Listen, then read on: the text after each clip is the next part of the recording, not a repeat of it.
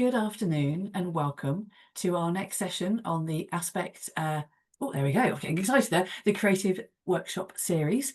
And a huge thank you to Aspect for funding the series. This is our third running of the Toolkits webinars, and they're evolving and learning as we get to know you and your challenges. We've done things like Canva, we've done webinars, podcasts, websites, some of which are back in this series, some of which you can find on the Aspect platform. So a big thank you to Aspect for funding this, and I hope you all make the most of it today and ask us lots of good questions. And if you miss it or need to leave early, this is being recorded and will be shared, and we'll also share the transcript, so you'll have all of that to look back on, because these do seem to be quite packed full of information and there's a lot taken. When Sarah and I were going through the slides, like, you have to break that out a bit because there's a lot to talk about. We did video on Tuesday with Ross, an absolutely fabulous session about how to make a video, when to make a video, why to make a video, should you make a video, and how much does it cost, and all the bits in between. Today we've got branding, finding and speaking to the right audience, and you can see we've got two AI sessions next week with two very different organisations. One with Blue O'Connor, who works for LSE and a lot of charities and not-for-profits, looking at how we use tools like Gamma and ChatGPT and generative AI to make our life easier to find grants, which is fascinating, and using those tools from kind of a practical productivity perspective to help your projects. Then we've got AI for creativity with Spark AI, who help creative agencies use AI tools. So again, very different perspectives. So do come to both. Data storytelling, fascinating. My friend Sam Knowles. All of our projects create a heck of a lot of data. We're all guilty of not using that properly, aren't we? That's just, we drown in it. So Sam's going to be helping us with that. And then website fundamentals. Ben Coleman's coming back to, if you're thinking you need to build a website, a landing page, whatever that might be for your project, where do you start? What does good look like? What do you need to do before you even think about what platform it's going to be on? So this is what we've got coming up. And today was a really interesting session because branding is something that comes up in every single workshop we do, whether you're doing a podcast or a website or a video, or even writing a piece of content, or even naming your project.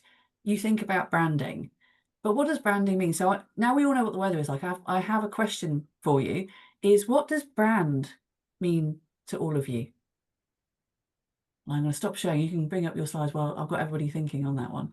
Because I think... It says you've disabled my screen sharing abilities. Yeah, I know. I have to do that. Cool. So what does brand mean to you? Identity. The story that your audience buys into. What you stand for. Oh, this is good stuff. How you present yourself. Connection to the world. Consistency. Rememberability. Good job I got my teeth in, Stephen.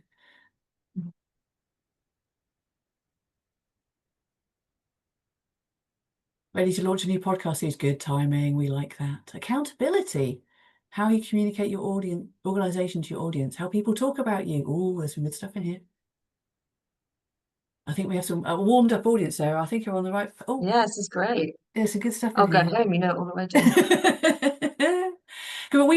We're very aware that. I mean, I do a lot. So I always forget to tell everyone who I am. My name's Lucy Payne. I'm an entrepreneur resident at the University of Bath. I'm also community manager for TechSpark, which is the tech community in from Swansea to Swindon is our tag. And I work with a lot of people who are trying to work out what they stand for and who they're talking to. And it's something that we all struggle with, especially whether we're launching a new business or a charity or a venture or a project. And a lot of people rush past it, which is why I thought this session with Sarah was so important. And I will now shut up. I'm going to be your wing woman for this session, Sarah. So over to you. Oh, thanks. Welcome. Right. So, yeah, Lucy teed that up very nicely. Thank you. So we're looking at how essentially we turn your research, your project, your thing into a brandable venture. So something that's actually going to appeal to people. But before we get started, I probably should introduce myself. So hi, everyone. I'm Sarah, and I have 3 businesses. I like shiny new things, so I tend to pick up new things as I go along. So first is my brand and marketing consultancy, No Name Extra Brain. My background is in corporate marketing, having been head of marketing for different sectors of finance, food, IT. I like to say that I've marketed everything from credit cards to cottage pies.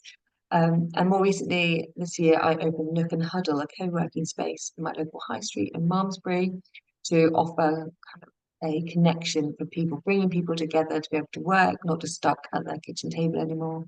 And then just for fun, I have a drinks business, so Mogul Spritz. So once you've got your brand together, you've worked at the co-working space to get your venture going, you can have a drink at the end of the day. It's a good So balance though, isn't yeah, it? but the reason I like these three brands in particular is that I've been able to brand a service, a place, and a product. And that kind of just shows the point of today is that actually everything has a brand and everything and everyone needs to kind of have that understanding of who you are and what you stand for in the And market. all of your projects are very people focused. You're Mm. very much all about helping people, bringing people together. And so you've gone through what we're going to talk about today on yourself, as well as helping lots of organisations as well. And it's quite hard doing it to your own project, isn't it? It's so hard. And to be honest, that's why I have a consultancy because other people struggle to do it on themselves. Yeah. Um, and it's very hard to kind of, I have these set processes and workshops that I go through with clients. Doing it on yourself is particularly hard for sure. And then obviously you got to overlay your personal brand on top of that. So well and good branding these products, places, and product services, but actually me myself, I need to make sure that I'm represented how I want to be in the marketplace. So it's like that additional layer on top of things. It's so hard to do it yourself. It's like writing your own CV, isn't it? Asking about your why, but yeah, you juggle a lot. So yeah, that's before you throw on the two kids on top. So what we're actually doing here today, what's the plan to go through? So for the next hour and a half, we're going to be talking about your venture. So I'd love to understand, what is it that, I'm calling it a venture, but is it research? Is it a project? Is it something you want to commercialize? I'd love to understand what it is you're doing and how, and the importance of why turning that into a brand is really going to help you reach the right audience and say the right thing. And then we're obviously going to talk about not just the fundamentals of your brand together and how you can actually define it, but actually then who you're going to be saying that to, who should care about it, who should you even be talking to. And then lastly is how you say it. So it's all well and good if you've got a brand, you know your foundations, you know your fundamentals, you know who you want to say it to. But if you can't say that in a compelling way that's going to really appeal to them and shape your story, then you're not going to kind of get the outcome that you're looking for.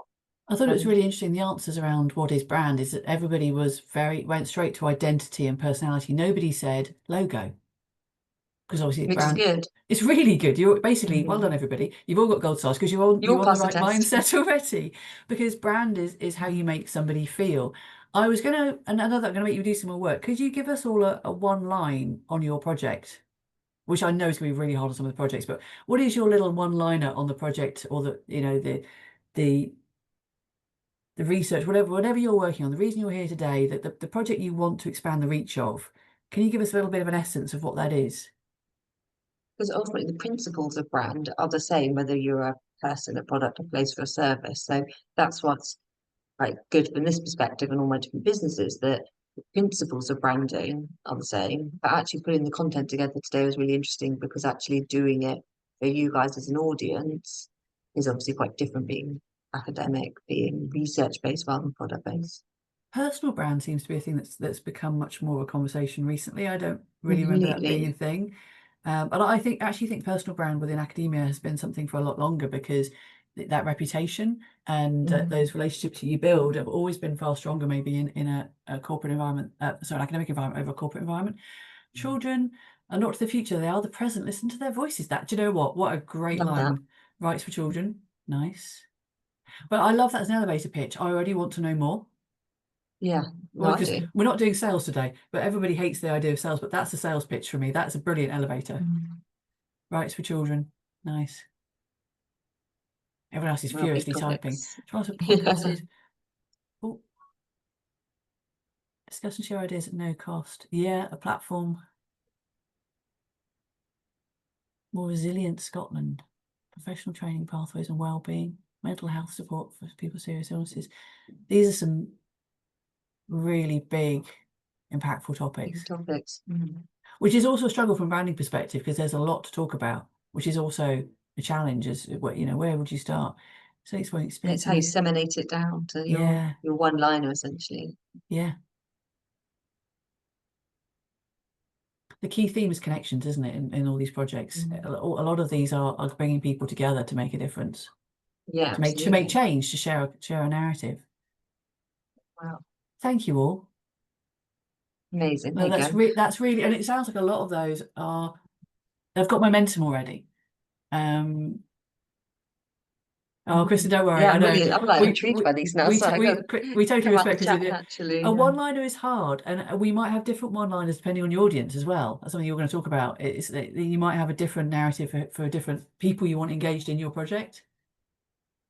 Absolutely. So let's get stuck in this. You've done really well. You've already passed the first test of understanding what brand is. But ultimately, every person, place, and product has a brand, whether you know it or not, whether you like it or not. And that's something to be really aware of, that actually, if you don't control that narrative, someone else will be telling that story for you. So, for example, if you think of a famous person, what are the three words that come to mind when you think of the King or Stephen Bartlett? Two very different people. What are those things that come to mind? That's their reputation, but it's also their personal brand. And the same goes for any product. What do you think about when you think of your favorite shampoo, for example? So it's the same principle for your projects and your research. What do you want to come to mind when someone hears the title of it or the name of it, or even hears your name? What is it that you want someone to feel? What is it you want action you want them to take? And unless you control that narrative and own that story, then other people are going to be coming up with their own preconceptions. So that's what A we're here today, is to help a you lot of those develop projects are that. about credibility, aren't they? Credibility, Mhm. respect, authenticity. There's a lot of, and the projects that you've put in the chat of you've got to bring some groups together who maybe haven't been heard before or who haven't had this kind of voice before, and that's they've got to trust you. Absolutely. And I think the most important thing is telling someone to trust you is the quickest way for them not to trust you. And so it's how can you demonstrate trust? How can you show trust and credibility? And it's building out those values to really demonstrate and show rather than tell. Yeah.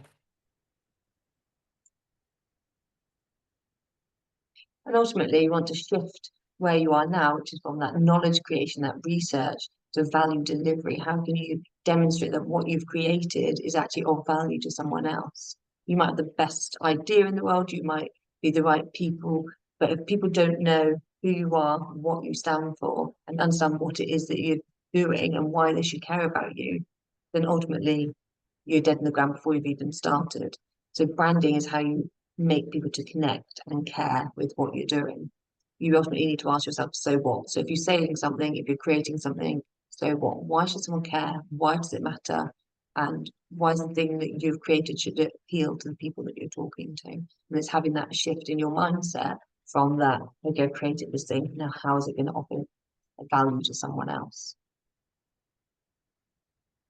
And the best way to do that, in my opinion, is through the approach taken by Simon Sinek, who says that people ultimately don't buy what you do, they buy why you do it. And it's all too easy to kind of say, right, I've got this project, I've got a thing, I've got a product, whatever it is that you're looking to market, sell, promote. It's too easy to tell people what you do. I do a thing. I am a brand and marketing consultant. I have a co-working space. How do you do that? Oh, I have one-to-one meetings with people. I invite people into the space to work. So what? Who actually cares about that bit? That's just the function. That is the practicalities of it. What people actually care about is your why. Why are you doing it? What are the benefits to me? What is the emotional connection to that research, to that piece? How's it going to help other people and me in life? And that understanding your why and your purpose behind your project and your work is where you'll be able to connect with people. That's where the gold ultimately is. That's where people are going to have an emotional connection to you and what you're offering them. And it's quite good to Why? ask people your why as well, isn't it? Mhm. No, absolutely. Why should your research exist and be out in the world? Why should people care? Yeah. They And you want to can, and be. you, as you start building an audience, they can help you form that too. Because I think that is a good conversation. You have your personal why and you have the why of the project. And if you're struggling to articulate that, because it feels sometimes a little bit too, because you're too close, you have the curse of knowledge, it might be good. Those first people who really got it, why did they really get it? What was that hook? What did you do, say, engage them with that really gave them the energy that they now feel they want to be your early ambassadors, your early adopters, whatever it might be. But really defining that and why can evolve, but fundamentally, your projects have all got fabulous whys, and then you struggle with making sure you can articulate that to people who maybe are the next level, the next layer of people you want to get involved, because people's agendas vary. I mean, if we so Sarah, I'm going to pick on you now as So your why around Nook and Huddle as your Yeah. latest Oh, venture. well, my personal why is that I could see the need because I had the need. I was the customer for it. So I was working from home. My office was in the playroom. That was affecting both my mental health in terms of just being around mess in the house. I wasn't connecting with other people, like-minded business people. So my personal why was to be able to connect with other people and to have that distance between work and home and have better work-life balance and have that hybrid working approach. But ultimately, because my personal why was then reflected very much with other people, and I could see the connection that other people in the same boat as me. So then my why became about creating community, bringing people together in a way that was productive, not just a club or a social thing. It was actually, I'm really passionate about small business. So let's bring people together to connect and help each other. We all Um, know how lonely it gets working of alone. And you've got a course, lovely community there now. They're all supporting each other. So you're going to have a mental health impact. exactly. And I You, love the yeah, idea of um, people helping people. So, yeah. and like almost skill swapping. So, a good example is I had a meeting with the accountant this morning. He came into Nook and Huddle. He then had another meeting with someone else. So, he had the space because he was here. But he didn't charge me for it because I'm also working with his wife, who's a small business owner. I've done some branding stuff for her as a favour. She needed some kids in her photo shoot next week. So, I said, oh, I'll bring my kids along. And actually, suddenly, one favour's triggered three or four helpful things to different people doing different things in a day.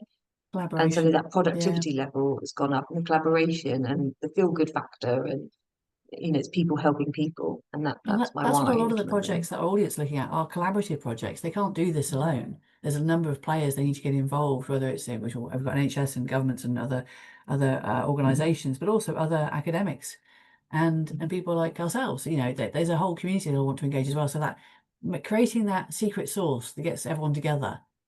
Mhm. Yeah, exactly. I'm a big fan of secret sauce, but it is that kind of connection people piece that yeah is my why for sure.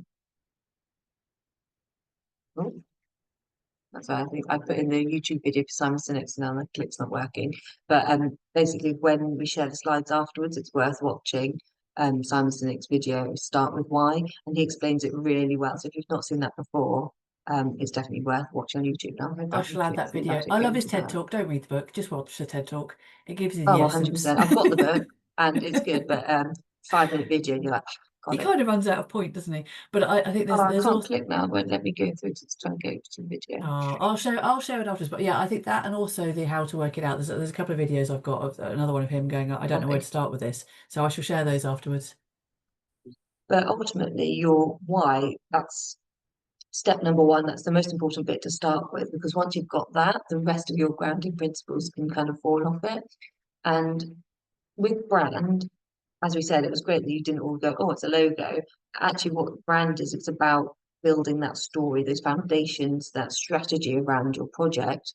So once you've got your why, you then need to kind of build on that and make sure that you've got a real firm grounding because your one line is great, but you kind of need to have all the supporting information around it.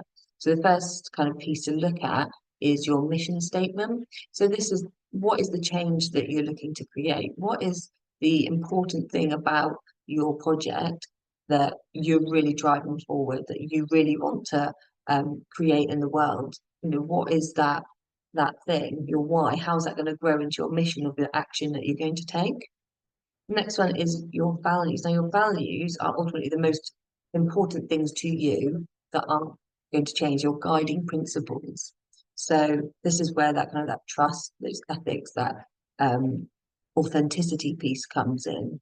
So an example of this around your values is that how can you demonstrate those within your project without necessarily saying them? So, for example, I said previously saying trust, oh, trust me, no one trusts you. If you show that in your project, then suddenly showing is better than telling. So, an example in my business is, I absolutely value trust, authenticity, and honesty in building relationships. I've said that. How do I show that? So when I sign a new client to brand and marketing consultancy, I choose not to have a like get out a notice period. That's what I'm for. It's a notice period. So at any time, a client can leave me. They're not tied into a 12-month, 24-month deal.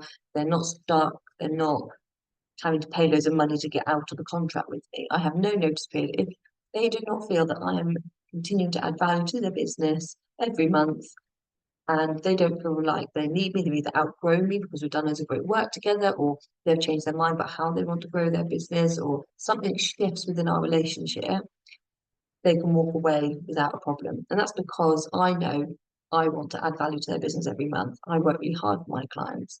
So I know I'm going to retain them naturally because of that hard work, because of that relationship I build. So if at any point they want to finish working with me, it's come to a natural close anyway. So clients can sign up to me without the pressure or worry or concern that they're stuck with me forever, because ultimately small business is hard, things change, things evolve. You don't necessarily want to get stuck with someone. So that demonstrates an element of trust, that I trust the client to work with me and have a good relationship. It shows authenticity, that actually I get it. I get that small business is hard, but also shows an element of like honesty, that I'm just honest about my pricing and what it's going to look like month on month. You've taken So away the that's barrier of engagement there for me as well. mhm, Because you have just said, hey, let's work together. You've created, as you say, you've created a trust relationship of you're trusting them not to just say to stop. yeah, Um, but absolutely. I remember when values were very trendy a while ago. I remember Barclays had their values as like 3 foot high words in their reception at Canary And Wharf. they're all the same. It's all authenticity, Oh, it was trust, and horrible. honesty. And did they And not it see? Because made it. we could smell it was such rubbish. And That's it does, it. It's going to be really inauthentic if you yeah. just have words that you kind of go, oh, these are my values. How do you demonstrate? How do you show your values? You need to know what they are and write them down. I mean, it might be a set of words, but ultimately showing those guiding principles. What are those values demonstrated in your venture, in your project? How do you put those forward? You know, there's It's a lots of great things project there around meeting. children. So Yeah, how do you safeguard children? How do you demonstrate in the way you operate, working alongside children, helping them? So it's, yeah, come up with your values, understand what they are, and then it's building on those to understand how you actually demonstrate them through your project. yeah. And then the next layer to your kind of those brand foundations is your positioning. So who is it for? Understanding your audience, who's actually going to be interested in what you're doing, and how are you different? How is your project different? How is it special? How is it unique? That's not the same as something that's gone before you. And why should people care about you in your project to anyone else? And that's, I think, really hard ultimately to go, okay, why am I different? Why am I special? Why is what I'm doing matter? And it's been quite a difficult thing to do. So make sure you do sit with that for quite a while, and really kind of understand that position, kind of come up with a positioning statement almost. You know, I am different and special because I deserve to be in this market and be in this position because I'm really understanding that, because that will really help you with your messaging later on, and also to find your audience later on, because that ultimately will be your foundation, your grounding for that.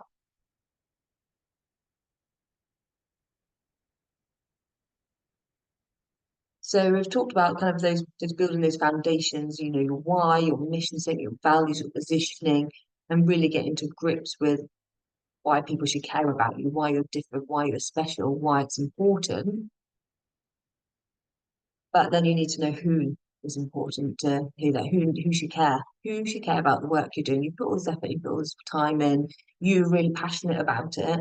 Who else should be? Because otherwise, unless you're really clear on who your audience is, you're ultimately just throwing spaghetti at the wall and shouting to everyone. You know, how are you going to appeal to the right person if you're just saying everything to everyone all the time and hoping something will land? Well, we know that doesn't work. There's an element of actually understanding who you should talk to, say the right thing to the right person. You're not going to be for everyone, but that's okay. Don't be afraid to turn people off with what you're saying, because they're not the right person for you. They're not your right audience. Quite often with these projects, we've got audience, we've also got stakeholders, because a lot of the projects that were mentioned in chat had stakeholders, whether that's the NHS or a children's charity, whatever it might be. There are some nuances around the people we want to come and engage in our project in whatever form that means, and the people who we really need to be behind it for those people to then come and engage. So there's a few layers. The narrative and the why remains exactly the same, but maybe what we want from them is different. No, absolutely. So your why is the same, but it is adapting your messaging and your appeal, and you know the different benefits and features that you're going to be offering them can be different by audience. So you've got your person who's going to use it. Ultimately, what problem are you solving for who? Who's getting the solution? Who's getting that benefit? You're going to have the person who's actually paying for it. You know, are you going for funding? Is it an investor? Is someone going to be buying it? Is a commercial entity? And you will talk differently to those two different audiences. You know, for your user, it's about how you're going to help them. What solution are you offering that person to their problem? Whereas your buyer or your investor, it's more about what benefit are they going to get as a result? Are they going to get kudos? Are they going to get tax breaks? Are they going to, um, you know, whatever that could look like. Well, that's But when you're filling a also, grant application. I was thinking on buyer investor, you could be filling in a grant application, and what you say to the grant is going to be yeah, different to what you say to your user. absolutely, and to understand what the different agendas are of different people. And then obviously there's others as well. So it's not, you know, think of a full stakeholder map. Because you will have people out there who are going to champion what you're doing. So are there people out there who are going to be kind of affiliates or advocates? And how can you talk to them to appeal to that audience? Because ultimately they will be out there helping you build your brand, build your reputation, talking about you. And that is a brilliant way to have that kind of word of mouth or free advertising, that free promotion, reputation building. So if I talk about kind of all those different positive elements of people out there buying from you, selling to you, advocating you, but also it's worth thinking about, are there any blockers? Who are those people who aren't your audience? Who is going to resist the change or not see how you're different and special? And actually, it's just important to recognize those and go, actually, it's okay if you're not for everyone. It's okay if they're not your audience. How do you minimize any sort of like risk that could be around that?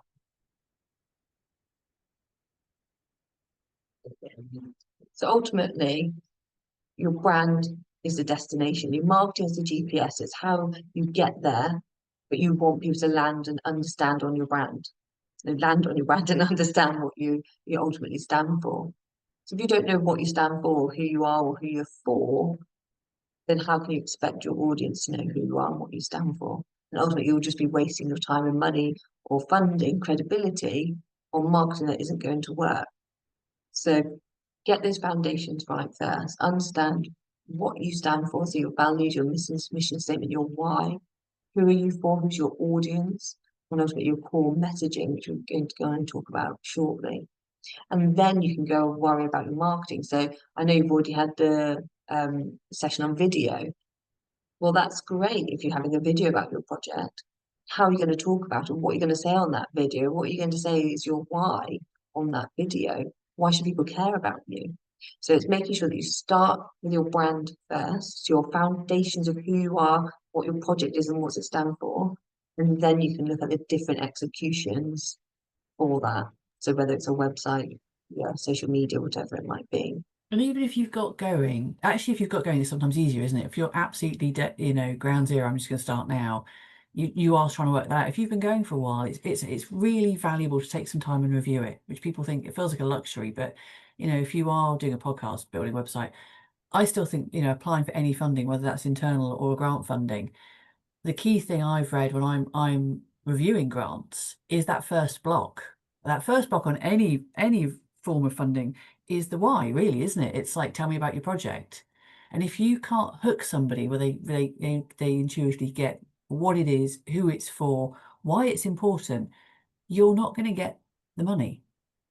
So, and I always say to people, filling in a grant application is great. It helps with everything from a marketing perspective, because if you can do it in that 400 words or whatever you've got as your count, you can then lift that and use that across the board, because you have to think about who it's for and why it needs to exist and what impact it's going to have, because grants are always related to measurables, to returns. So you've got to prove that that's where you're heading.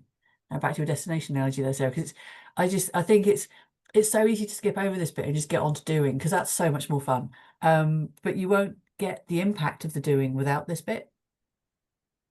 I see it all the time with the brands that I work with. They come to me and they say, oh, I've done a blog. I've been blogging month after month. I post on social media 3 times a week and I do a newsletter. And you're like, great, that's very productive of Well you to done. get through Yeah. all that. And they're like, but it's not working. And it's like, okay, because you're just Mm. doing the doing. You haven't thought about strategy first. You know, what are you going to be saying in your social media? What are you going to be saying in that blog? And how can you say the same thing consistently if you haven't worked out what that thing is at the start? But this isn't what most people do for a living. Nobody on this call, including me, is a brand expert. And you can read a Mhm. book on it and you can do it, but I think it's really useful. A bit like we were talking with Ross about making videos, it's very useful to sit down with someone like yourself and just go, how do I map this out? Where do I start? This is why this video is going to exist and this session Mhm. is because it's a bit daunting and it's not our day jobs. But we But know also, that doing it right works. Go on.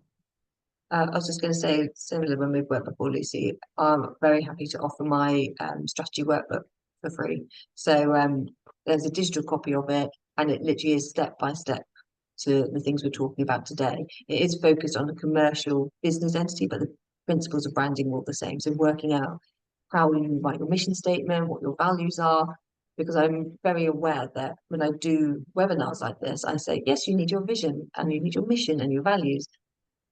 Okay, how do I figure out what my values are? And that's actually thing in itself. You know, that's time, that's effort, that's actually really hard to do. So I'm very conscious that when I tell people to go work out your values, I will follow that up with my workbook as well, because then that will actually tell you how to do that. Thank you. Because That's great. quite I'll often, share that. yeah, quite often people will go, okay, that's great. I know I need some values. How the hell do I figure out what they are? Mm. Um, and yeah, very happy It to just also it just help with that feels like bit. a different language sometimes, all of this, because it's just not what Mhm. what we do. But we've all seen it not been done well. So as Yes. consumers, we've all seen terrible branding, we've all seen terrible marketing, we've all had a bit of a what moment. And If I can stop everyone from building a website and putting their values on it of authentic, honest, and trustworthy, and nothing else, I your work mean, is if done. that's that is my work done here today. Or wishy-washy values is the other angle, isn't it? When it's just a waffle fest, when Mm. there's just too many words and it doesn't mean anything. Yeah, yeah, Now, exactly, lots of exactly. people are very much looking forward to reading that, looking at the chat. Mhm. That's good. But yeah, I'll share a link or do it through Lucy or make sure that everyone gets it, so We don't should mind. do that through Frank and Aspect. We can put that on the Aspect platform for the members there. Oh yeah, yeah, very happy Cool. to that. Thank you. Or the online course, which is the online, either way, we'll get it to you guys. So let's continue then. So we talked about defining your venture, you know, your why, your brand, your mission, your values, your vision, your stuff that you need up front to really kind of get those foundations in place. We talked about identifying your audience, knowing who you're going to talk to, who should care about what you're doing, and how you figure that out across your stakeholder map and making sure that you're really clear on who those different people are and what their different agendas are. But actually, what on earth do you say to them? How do you say it? That can be really tricky because it needs to be really compelling. It needs to be something that's really going to appeal to them. And how can you figure that out? So today we're going to go through a bit of a structure, a framework, and a process that you can use to ultimately create that messaging for your venture. And the framework that I like to use, oh, before I'm getting carried away here. So messaging, why is it important? Why does it matter? Clarity beats cleverness. Now, it's all too easy to want to make your project sound fancy, sound really good. So you throw every word at it, every bit of jargon, every bit of thing that you can pull together to make it sound really good. But ultimately, clarity beats cleverness every time. Everyone responds to storytelling. Tell your story, tell it in your own words, put forward your passion, but using your why and your mission to kind of really draw on that. We And that'll have be to we far have more to compelling. unlearn quite a lot of stuff we've been taught as academics on that sentence though, because we are all about look how clever we are, look how much we know, look how much we've researched, look how much we've done. And we're very guilty of writing very long documents that relate to that and posting white papers where some that storytelling of the why is just not the communication style that we've generally been taught. Um, but it's all there. All the great stuff is in Yeah. there. And also, it's about flipping it on its head. You're no longer going to be talking about, I have done this bit of research, I've created this thing, I've got this venture. And it's not talking in that angle or sense at all. It's about coming from the perspective of your ideal client, of that customer, of that person. What's their agenda? What do they want to hear from you? Not what do you want to tell them? And that can be a really hard flip to do, because actually naturally you want to say, I've done this research, I've done this thing, can see the benefits to hundreds of people it's going to make. Actually, you need to put yourself in their shoes and come from their perspective and write messaging from them. But you know, So I work with loads of tech founders, and they're the worst. They do. I build a thing, and they will come. I've made a thing. Look how clever I am. I've made this widget. Did you ask anybody if they wanted the widget? No, but I've made it because I can. And then they wonder why nobody buys it because they've never thought about the why exactly. of the widget. Yeah, tech founders are definitely the worst for that. Absolutely, I've definitely seen that time and time again, not just tech brands, because lots of people, I've built it, so therefore they should come. Well, no, so if no one cares about it or knows And, about it, why and I would they? also loved your sentence, and it's for everyone. No, that doesn't work either. Gone are the days where we had Exactly. 4 TV channels, and if you put it on in the middle of Corrie, you suddenly got like 5 million clients. So today we're going to take you through storytelling for your project. And one of the best tools I personally use with all my clients is Donald Miller's story brand framework. Um, and it's grounded in ultimately telling a story. And if you can tell stories, people have been telling stories forever. It's how traditions have formed. It's how people have handed down information. It's within our DNA of storytelling from when time began. So if we can kind of harness that and build it in a way that's going to be compelling for your audience, then you're going to be essentially onto a winner. Ross was So talking about this. This is how we got our news, wasn't it? Back in the day, mhm, we got our news from people traveling from village to village and telling us the stories. mhm, exactly. And your brain works in that way because of it. You know, our brains filter the world through those kind of narrative structures. And people just tune out. We've got so much messaging thrown at us now through so many different channels. Unless you can capture it in the first few seconds, people tune out. If they don't understand it, they don't get it, they won't take the time to understand it or get it, they will just tune out. We've But got so much noise now, haven't we? It's really hard. if it feels like a story, then they're more like to kind of aligned to it. 'Cause it's like, okay, I get storytelling. Tell me a story and make me like want to connect and understand what you're going on about and want to be part of it. And then they'll really lean into it because storytelling is something that everyone understands. So as I said, the framework I tend to use with all my clients is Donald Miller's Building a Story Brand. And he's got lots of free resources online, so you can kind of Google him and download scripts and various things to help. But I'll take you through his main framework today because I think it's something that will really help you. And it's all about, as I said, putting yourself in your customer's shoes, your client, your funder, your user, whatever that person, your audience is, and however you want to define them. It's making sure you're coming from their perspective and putting them as the hero of your story. So, so the approach that Donald Miller suggests is that you basically create a script using these 7 stages. And we're going to go through each stage in turn. But ultimately, it's not about dumbing down your research. It's just about distilling the value so people understand how it will help them. And once you've kind of got these 7 stages of messaging, you can use it everywhere. This is your script. This is your foundation. This is how you create consistency within your communication. So you can use it on your website, when you're pitching, when you're using funding applications. If you fill out messaging for these 7 stages, you will have everything you need to move forward for your video, your website, your podcast, whatever it's going to be. So ultimately, Donald Miller's approach is grounded in Hollywood, in the movies sector, because who's better at telling stories than Hollywood and your favorite movies? And the example I use for this is that of Cinderella. I always tell the story of Cinderella because everyone knows it, so it makes it a bit easy. You can do it with lots of other things. So whilst I'm going through, think about your favorite movie and how it applies to this structure. You can do it with Star Wars, you can do it with Born Identity, like any movie that's been successful in the box office follows this structure for their script. So you start with the character. Now, the character, the bit here that's most important to get you off the ground. Okay, let me go to the next slide. So I've broken it down. Sorry, there you go. So ultimately is your character, and your character needs to be your customer. You always must put your customer at the heart of the story and to be the hero of your story. Now, let me go back again. There's a lot to go through here. I want to make sure it's really clear. So let me just tell you the Cinderella story first. Apologies.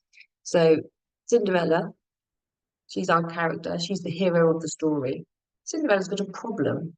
So what's Cinderella's problem? She wants to go to the ball. She wants to get out of that kitchen and go to the ball like everyone else.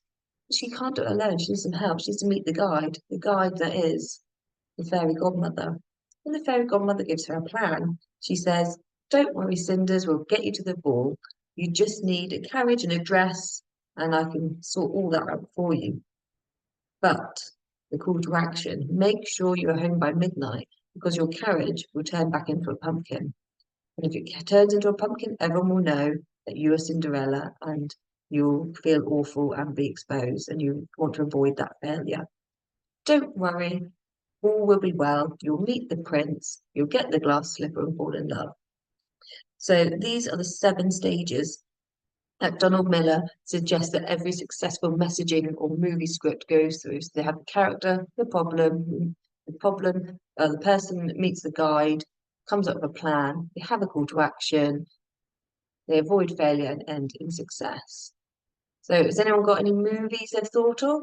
So you can do it, like I said, with Star Wars, so the guide being Yoda, the plan being got to go and shoot down the Death Star or whatever. I'm not a Star Wars fan. Um, so have a think about any movies and stick them in the chat. 'Cause I'd love to know if anyone can think of any that you suddenly You're go, just "Oh not showing yeah, your that's commitment to so Star true." Wars there. Come on, we talked a bit about Sorry. the Pixar, but now and the way that movies are great, aren't they? The way that they take you through the story and they make you care and they really engage you. No, absolutely. So And what is your yeah. favourite movie then, Sarah? Come on, let's get you on this. Oh, I feel like this is quite exposing now, isn't it? I Mine, really it like. varies, mine, to be fair. Oh, Oh, Up, that's a Up, great Up's one. good. Love that movie. Yeah, love that I movie. love I, Princess Bride. I'm going to put that out there. That's a great film. yeah, mine, I quite like The Blind Side or The Goonies. That's another good one. But yeah, Up, obviously the problem. The nice thing about Up is it's quite nice between, I It can't really works well, remember the doesn't it, names, on but this one, does between, it? yeah, it works really well on this.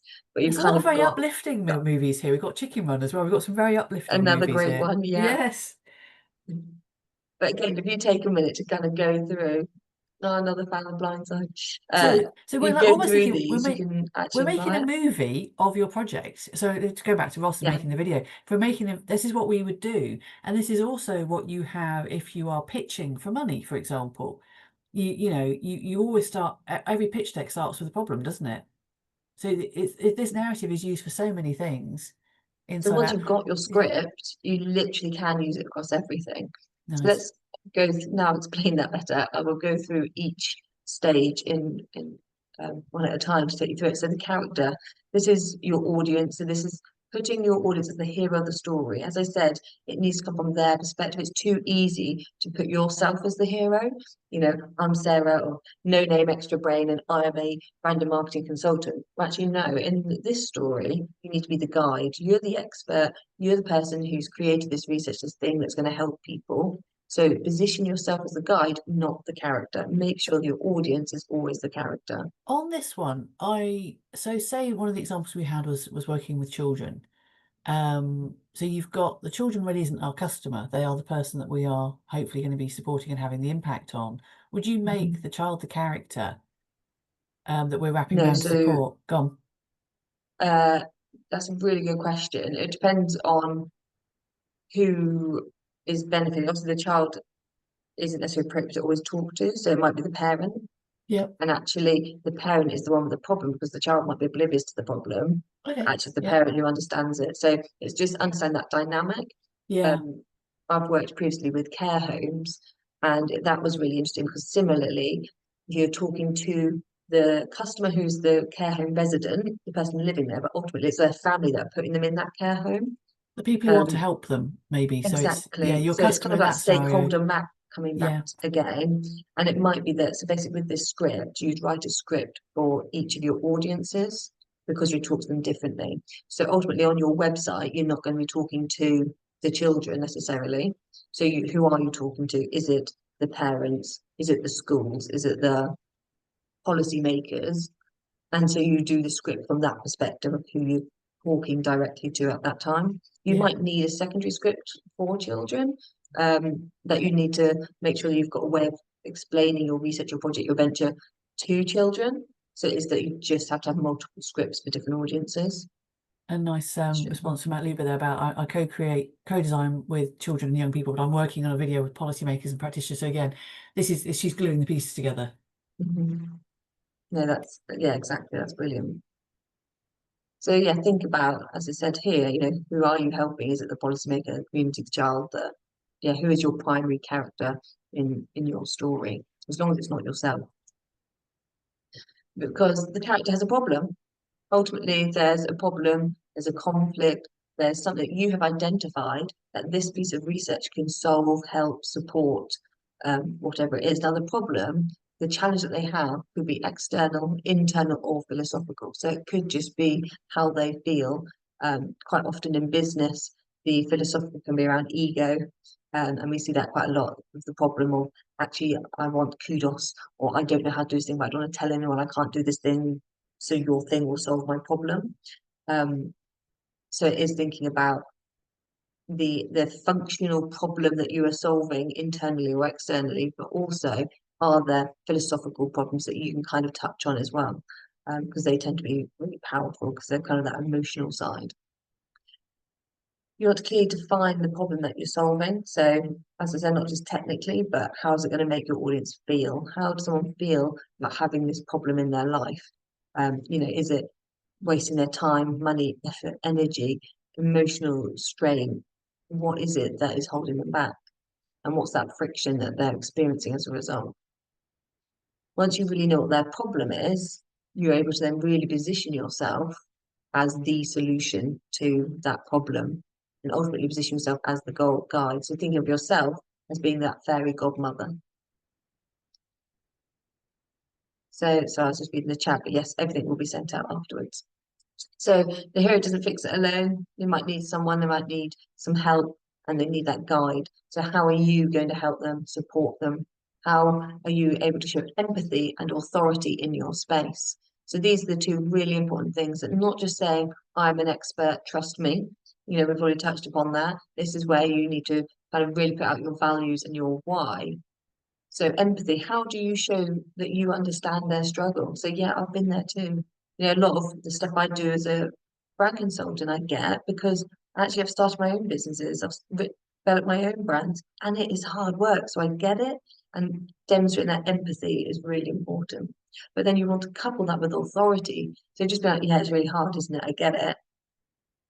Now what? Well, actually, don't worry, I can solve your problem, and I've been through it, and having that authority alongside it. Now, everyone on this call, you've got that authority already because you are, the academics, you've got the research, you've got that project to back it up.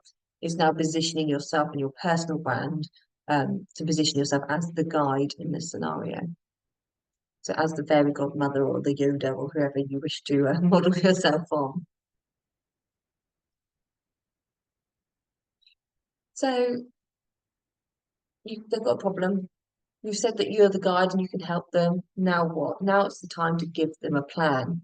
And with this, it's about keeping it really simple, because ultimately the reason they've got a problem that they can't solve is that they feel like it's too complex, they're probably overwhelmed, they don't know how to solve it, they don't know what the solution is. So how can you break that down for them really easily with a clear roadmap? Ultimately, you've got a problem. And if you do 1, 2, 3 steps, you'll be fine, because I'm here, you can trust me, you've got authority in me, I understand, and I've got a clear path to help you get to where you need to go. So what is the clearest path that someone can take to work with you or benefit from your research?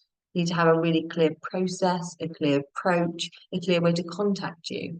And how can you put that into a plan that can really put yourself at the forefront of their minds? The next one is the call to action then. So they've got a plan, they know they're talking to you, the guide, they know that you're going to solve their problem. Now what? What is the thing you actually want them to do? What action do you need someone to take? Is it to join a It's pilot? important for me, you're saying the word action, because one of the key issues I see people doing goes, I want you to do all these things. And you have that too, don't you? Because I've seen people who will put all those 3 points down and go, I want you to join a pilot and for my work and sign up for more. And they'll go, and then they'll do none of it. So you've got to keep it really simple. Yeah, I think absolutely. that's the What is hole that people fall one into here. action Yeah. you want them to take? And it's It the might be that you first need them to action. take follow-up actions, Yeah. but yeah, it's definitely the first thing. And it probably the easiest is to sign them up. Sign, get hold of some contact details off them, get an email address, because then suddenly you've got that permission to communicate with them, have a conversation with them, move Yeah. them along the line, but ultimately don't try and do everything all at Have once, a that really first simple action. ask. That first engagement they have with you, as you say, we'd love them to sign up to know more. That would be great.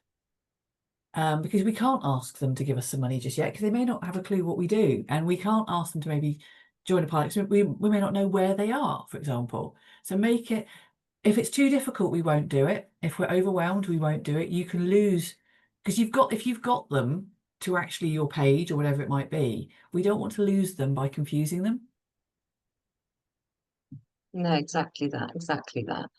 You've got them now in your script, you've got them through the call to action point. Now it's actually make sure they do take that action. And You've one spent a way lot of to, effort to get them here as well. no, exactly. And one way to kind of do that is to remind them, actually, if they don't take this action, what does failure look like? Now, this can be quite a tricky thing to write about because you want it to be positive. You don't want this to be all doom and gloom. You know, if you don't follow me, if you don't click my You don't want to button, if you scare don't, people. This could go so yeah, wrong, couldn't it? Don't threaten people. no, exactly, exactly. But what's the cost of that inertia of that not taking action? What's the cost of someone not doing the thing you need them to do?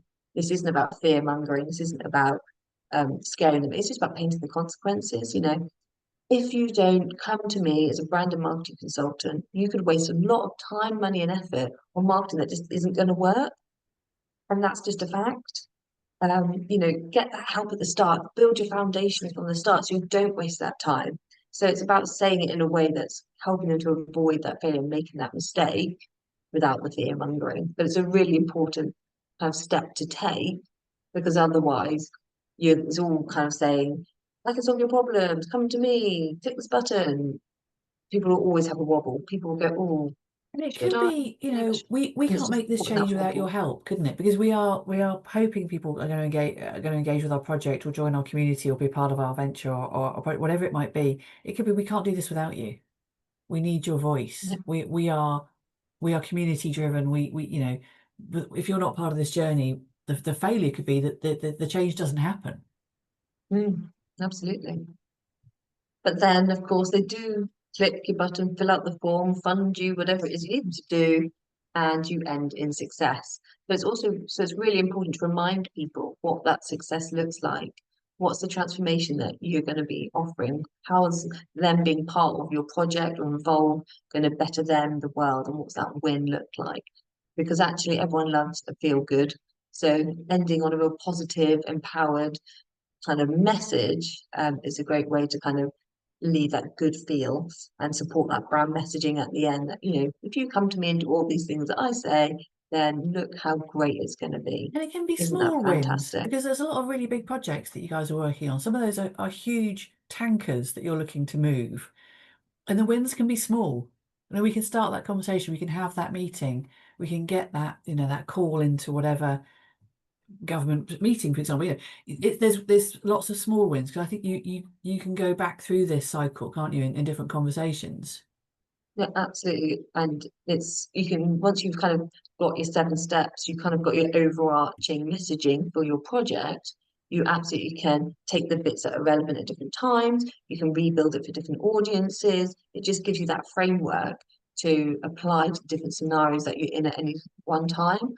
But you know you're going to cover off all the bases that you need to be successful in that message.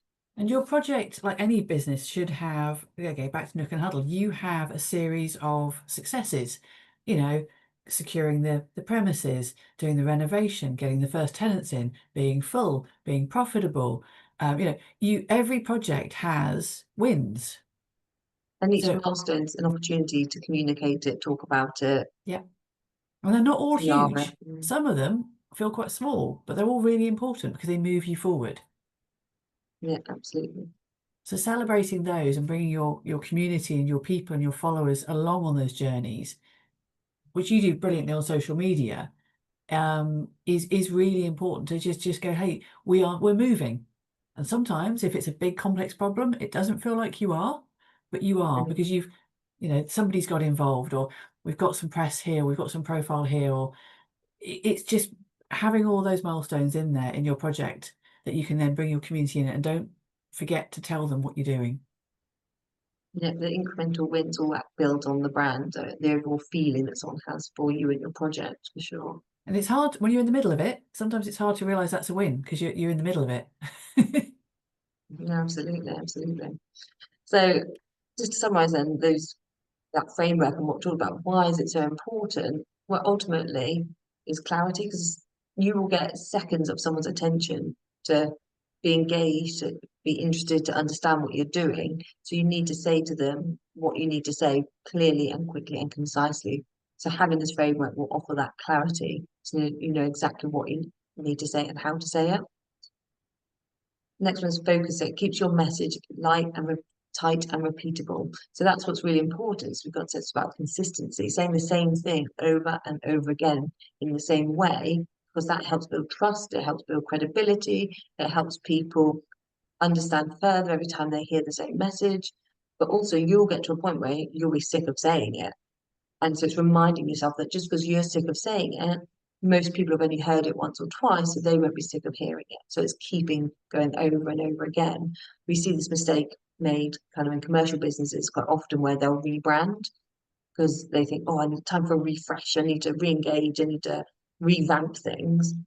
But it's only because they're sick of seeing it, because they see it every day, when actually their audience might have only seen it once or twice, and suddenly you're rebranding, they don't get it. So it's just making sure that you kind of have that focus and that repeatability, without getting sick of it, basically, yourself. We've talked a lot about the emotional pull, so it's about that connection. How can you connect at that human level with your why, rather than just being about features, benefits, and function? It's about actually connecting on that human emotional level. That's really going to engage people and telling that story. Consistency, as I said, is about saying the same thing over and over again, so that people start to learn and know and understand your story, and then it suddenly becomes synonymous with you.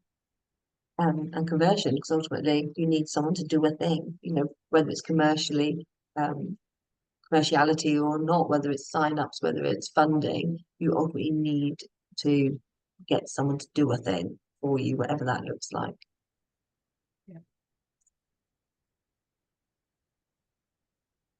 Because ultimately your message is your magnet.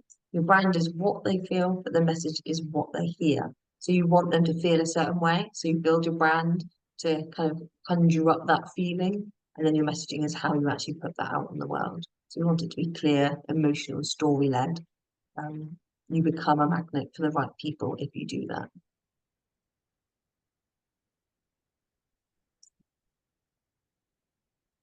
And ultimately, I think we touched on it a little bit, but I think it's worthy of its own slides, actually talking about the personal brand, because ultimately people buy from people.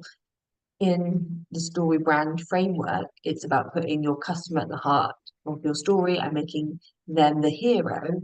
But ultimately, you are the guide, you are the person they're buying into. So you might have the best research in the world, but they also need to buy into you. So it's about you being visible and being values led. So there's an element of creating the brand for your project, so your why and your mission and your values, but it's also a job to do on yourself, because people will ultimately be investing in you. You can't be separate to your brand, your project, you are part of it. So I think it's really important to think of yourself as a brand as well, and how that aligns to the project that you're working on delivering or offering.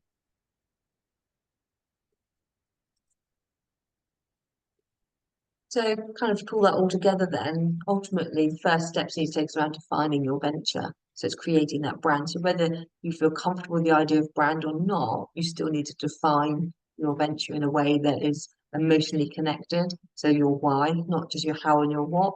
So I definitely recommend watching that Simon Sinek video, the TED Talk, because building those foundations are going to be what you need for everything to come.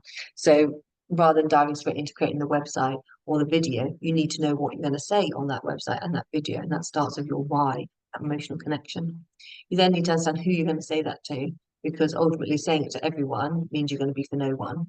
It's like if you go to a store and you buy a one size fits all thing, you know full well it's going to be one size fits no one, and the branding and your audience is exactly the same. Having a really clear audience of who you're going to go after is only going to reap its rewards. And then it's about telling that story to your audience and sharing the why and that story that you've pulled together. So they're kind of the three steps that you need to take. But obviously that probably feels quite daunting at this point. So your homework for today is ultimately your step one, and start with why. So watch the TED talk, and we can share absolutely the link in the video to that, because you know, in fact, I think that's there in the slide deck at the bottom. The link will take you to the video. Because that will really give you an understanding of Simon Sinek's approach and give you that guidance on how you can build your why into your project. And that will be, you know, ground zero. That absolutely will give you that starting point. So you can start with why, watch the video, start to define your brand, and then as well as supporting materials off the back of this, the recording and things, I'll obviously provide my workbook, and that gives you literally a step-by-step guide on how to write your mission statement, how to write your values, how to write your positioning and market.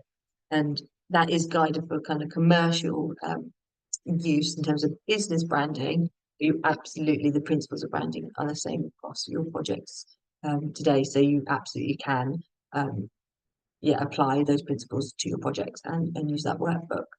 And then you'll be able to go on and then use the framework. So again, from the slides, you'll be able to look up the book, or just Google Donald Miller's framework, and he's got various download templates for the scripts. So that's another good one to use. So they're kind of your three steps to success, if you like, of branding your projects. And Simon Sinek's really evolved. He's got a lot of great content. He was for a while. I felt a bit of a one-trick pony, to be really sorry, Simon. But with the, as you say, that one video in the book. But actually, he's evolved a lot, and he looks a lot at culture and a lot at motivation and at people. So I think he's got a lot of great content. And I do love a bit of Daniel Pink and to sell as human. The fact we all have to sell our projects. We all have to sell the research, the insight that we're passionate about, that we want other people to get involved in for various reasons. And yeah, Daniel Pink and to sell as human is one of my favourite. You know, we all sell. Whether, I'm sure, Sarah, you were negotiating with your children earlier. That's a form of selling. You know, what are we having for breakfast? Constantly. Where are we going? You know, what are we wearing today? We sell constantly, and it's not this horrible, cheesy kind of sell. That's not what any of us are involved with. But we have to sell our projects to get people to come and be a part of it. And we'll do that through branding, communication, and clarity of our why. Absolutely. And I think passion is always going to show through if you take this approach and follow that kind of emotionally led storytelling over just trying to sell a thing on a person. We've all been in a room where someone's trying to sell at you or on the phone, and it just turns you off. And Yeah. actually, that's because that's not how it should be done. That is just icky and unpleasant. Whereas actually, if you've got that passion, you've got that knowledge, you position yourself as the guide, and you kind of bring all those skills through, suddenly it's not selling, it's just talking really passionately about what you know best. So as we're wrapping up, but we have some time. If anyone has any questions for Sarah that they'd like to ask right now, please do pop them into the chat. If you finish watching this and suddenly have some questions, do get in touch with Sarah. You can. You've got all our Yes, contact please there, do. and we will share not only the links to Simon Sinek, which I have put in the chat, but we'll share that on the YouTube channel as well, and we'll add the links to getting your workbook, Sarah. 'Cause I think this is it. It's unpacking it all. But it's so easy to forget this bit. And I think it's better to do it with somebody. I think it's difficult to do it to yourself.